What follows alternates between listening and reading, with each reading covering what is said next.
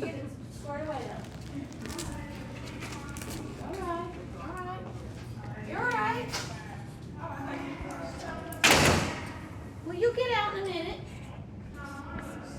Why do you want to go to As stay? soon as I sign in here, I can find out what's going on. Your problems are still going to be there. Corolla. Huh? You'll be all right. How old are you, Kellen? I'll be 18. 18? All right. How many credits you got? Just 4? That's all you got? All right. You too. See? You can smile. See? It's not going to hurt. All right, so you ready to come out and go to school then? All right. All right, I'll get somebody here. Thank you.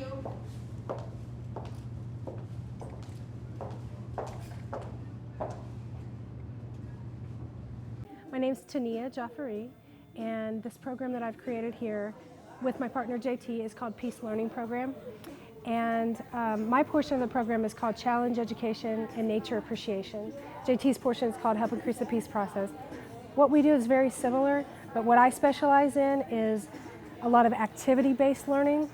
I like to go outdoors with my girls at least once a week. I'm in here twice a week around the year. I usually work with girls for 8 weeks at a time, and then I switch with him and I get those girls for 8 weeks. By the end of that 16 weeks, we hope that these girls will have gotten everything they needed to learn in order to not ever get incarcerated again. And so far, we've had 97% success. We've only had 2 girls ever get locked up again out of about 220 girls. So it's pretty phenomenal statistics. But what I do is challenge education is a philosophy that believes in challenging people mentally, emotionally, and spiritually. That when I give a group of people an activity that a problem that they have to solve or a task that they have to accomplish, it's usually very fun-based, it moves very fast, and they get to see how they really show up in a group in that moment. So some people withdraw, some people start to lead, some people get bossy, some people can't follow the instructions, some people don't listen well. All that shows up, but it's not me telling them who they are, it's them figuring that out and what works and what doesn't work. So that's what I like to do with these girls, is a lot of activity-based, but then we sit down and we process. It's called debriefing. At the end of that, I really let them tell me what they discovered about themselves. And in the beginning, the most important thing they need to learn is self-awareness, because they don't even know who they are most of the time. They don't know what they really feel or what goes on in their body when they get angry. I call it a big red button. What is your big red button? What triggers you? Why are you here? What did you do over and over and over again? Did you rob? Did you steal? Did you lie? Did you cheat? Did you skip school? Did you do drugs? What's the emotion under that caused that to come out in you? So first point is self-awareness. What's going on with you? The second one is self-control. So after about 2 weeks with me, I'm hoping by this point they start controlling those behaviors. They learn, I teach them techniques like take a deep breath, count to 10. They've been hearing that their whole life. But I make it real for them. We use a peace breath where they choose a color that they find calming and relaxing. They breathe that color in. I use some yoga techniques, some meditation techniques. Self-control with the way they speak, learning to speak in I statements, learning to say, I think, I feel, this is what I believe to happen. Instead of those general terms such as, you know how you feel when you get angry, all that stuff's not really authentic. So I get them to change their language. Yeah. It's getting louder. Yeah, it is.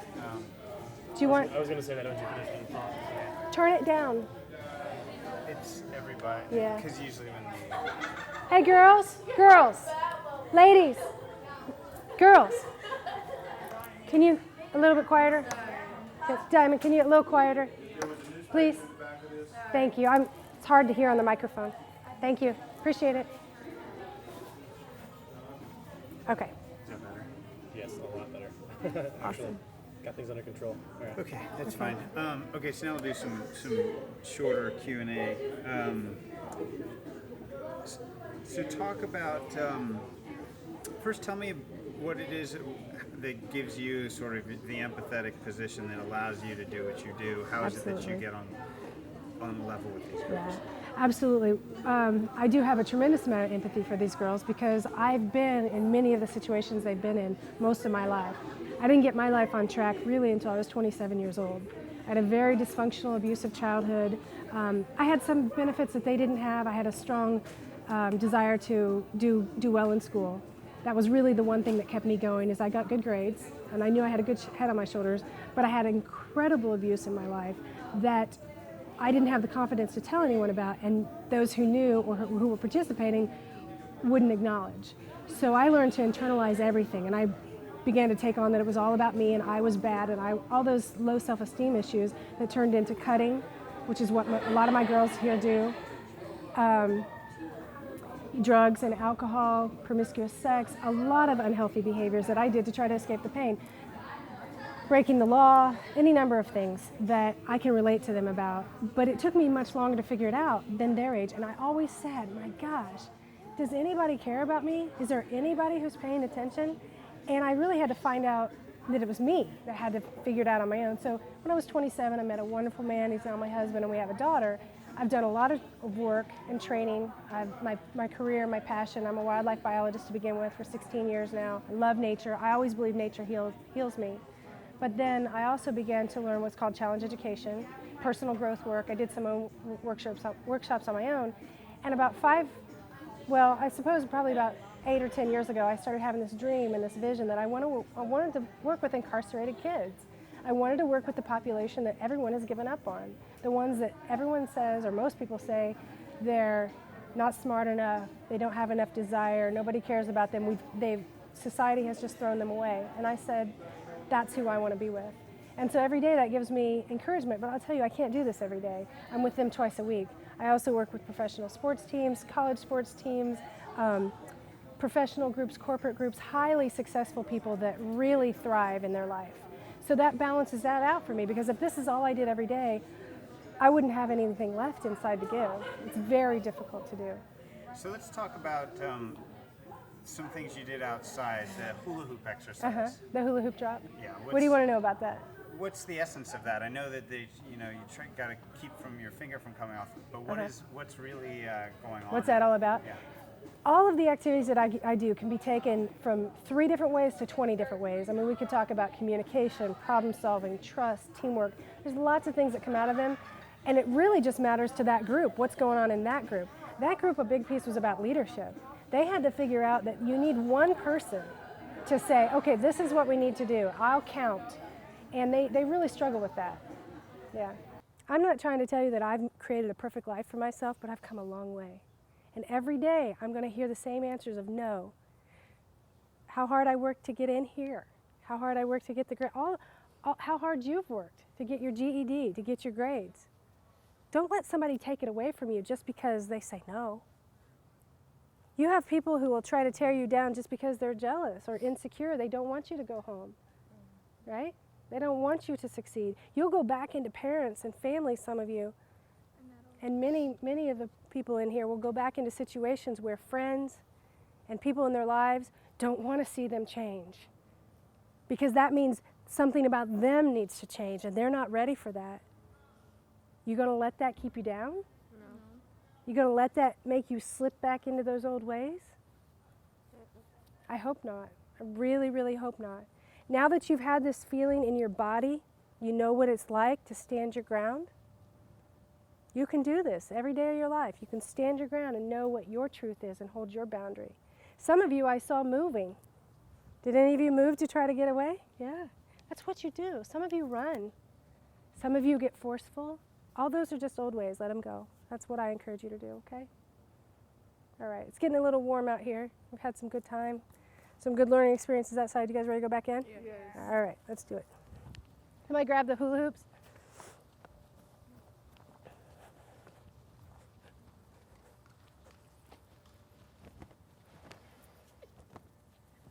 Good job. Thank you. Did you learn anything, Kyla? Yeah, I was in color guard and I know how to hit hula hoops. But other than that, Did you learn anything today out here? yes. Violence is not the answer. What? You would have seen what he did. What did he do? The big old he said. He had the right attitude. He just gently walked away, right? See, that wasn't so bad being out here, was it? No, it Well, wasn't. man, thank you.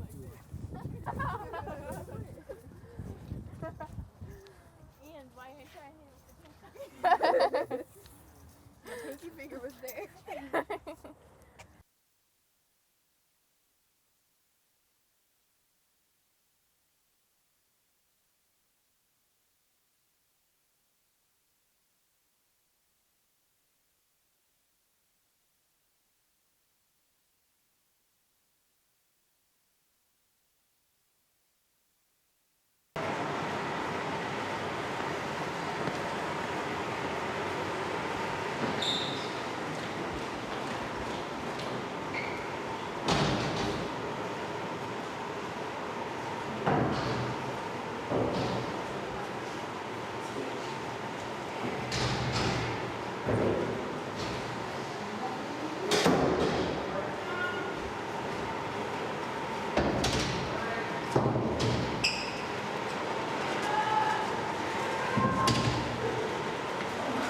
Get your basket, get your empty basket, and put your clothes in there. Remember your basket number, so when you get up tomorrow, you get your clothes.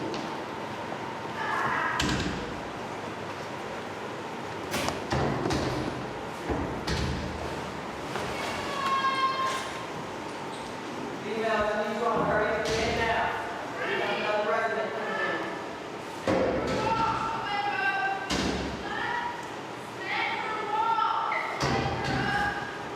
Jennifer.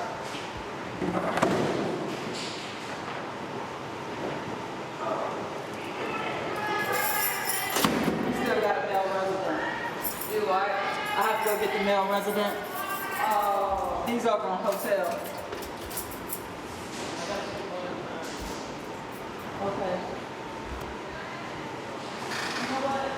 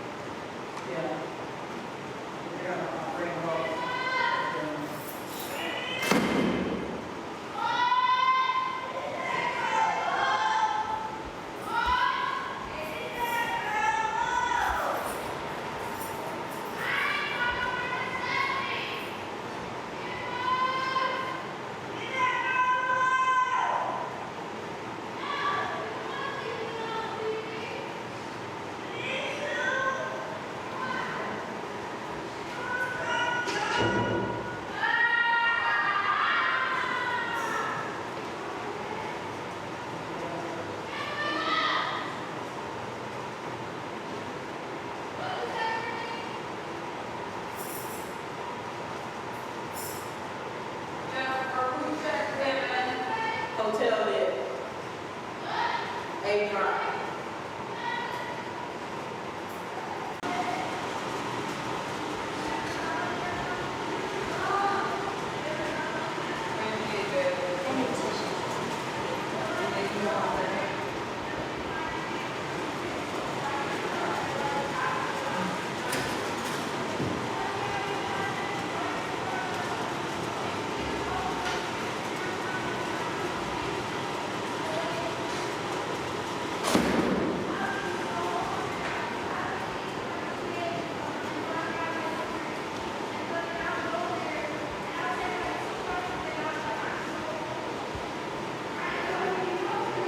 Nice evening.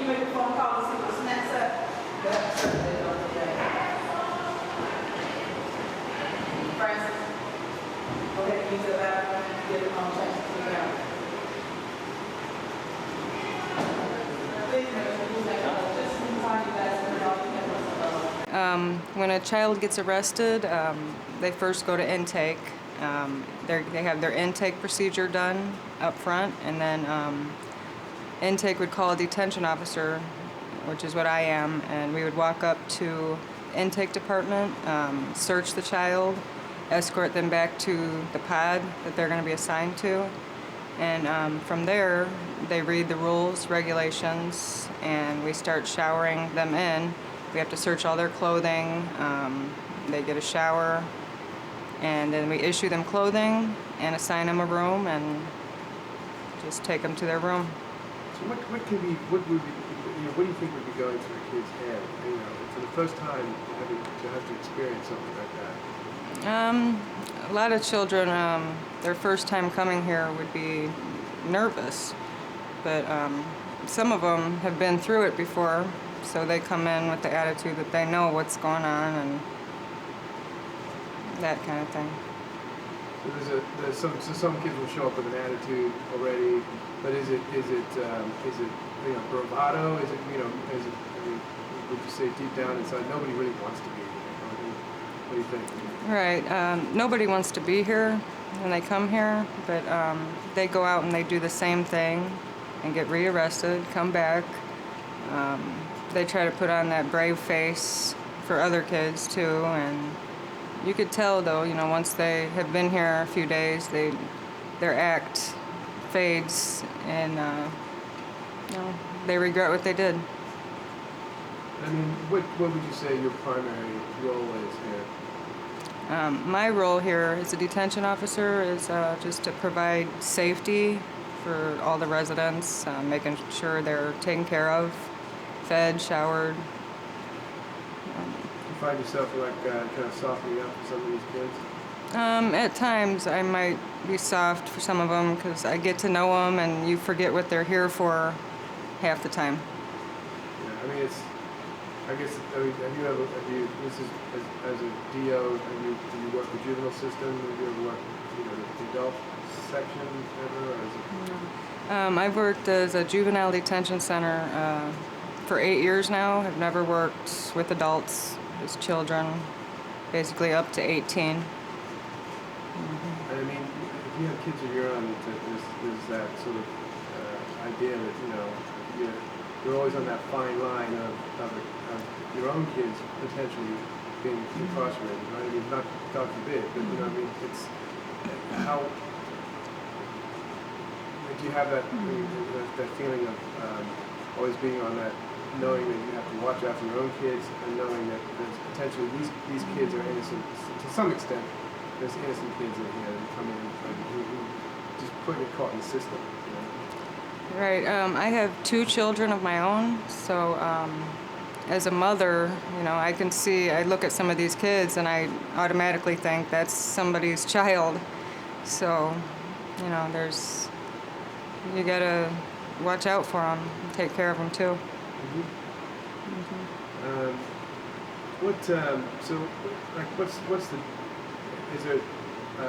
Is there a daily process, or does it change from day to day? We have a daily process here that we follow. Certain things can change on day to day, but we have a schedule basically that we follow. And then court day is every Monday and Friday, is that right? Court for the residents, they have detention hearings for the ones that come in, and then the ones that have scheduled court dates are Tuesday and Thursday. The detention hearings are Monday and Wednesdays. And so you might have a child who's thinking that he's going to go home. He has his detention hearings. He's going to get off. He's going to go home, and it doesn't happen. I mean, what's the demeanor? When you have a child who suddenly finds out they're just going to stay here longer. Yeah, some residents that go to court have it in their head that they're going to be released. Things can change. They can go to court. The judge can detain them or send them somewhere else. They come back. They're either really upset or mad, and you never know if they're going to try to take it out on you or other residents. Any anecdotal stuff that you can tell us about any situations you've been in where you've sort of found yourself feeling lucky to be alive, or not so much, but I mean, to survive an altercation or anything like that? Well, certain things have happened since I've been here. I've broken up fights before. I might have got punched in the middle of it. I've been spit on. But in that case, we just restrain the child as easily as we can. And there's a code green. Is that what it is? Code where everyone responds. All staff has to respond. Is that what it's called? Yeah. In that case, where there's a fight or any kind of altercation, it's a code green, and all available staff would come to help. So there must be sort of a moment of apprehension. You don't know what to expect. You just know that you have to show up, and so is it your training that kicks in, or is it just instinct, mothering instinct, perhaps? It's instinct, or when they call that code on the radio, you don't know if it's going to be a riot of all the kids in the day room fighting, or you don't know if it's going to be 2 kids or 1 kid with staff. You don't know what to expect. So, but there's a lot of help that comes. So why do you do this? I do it because I love working with kids, and I do like to see the good changes that come. And I'm disappointed a lot, but I also am happy for the kids that make it through and get their life together. Good. Anybody else got questions? Differences between some of the kids that have been here a while and how they respond when a new kid shows up? Someone that's been here for a while, they're used to the way things go. Sometimes they think that they can get their way because they've been here for a while, but we don't spoil any certain kids. And then the ones that just come here, they don't know what's going on, and sometimes you have the other kids helping them out, explaining things. So I don't know if that's okay. Well, no, I know we had one guy yesterday talk about the fact that you sometimes get the kids that have been here long that try to trip up the new kid. He's supposed to read all the rules, and he may miss a couple of rules, so they'll try and get him, make him cross the red line. They'll do that sort of that game. Yeah. Have you experienced that? Or? Yeah, some of the kids will try to get the other kids in trouble. Yeah, exactly. If they're reading the rules and we ask them, have they read all the rules? And they say yes, the other kids will tell them something that's not in the rules, or tell them to ask us something that's completely off the wall. So, and then the other kids start laughing at them when they do. And, Elizabeth brought up an interesting thing. She was saying, one of the key things the kids get really excited about is being able to get outside. Even if it's going to a doctor's appointment or a dentist, or just getting out and fresh air, all that kind of thing.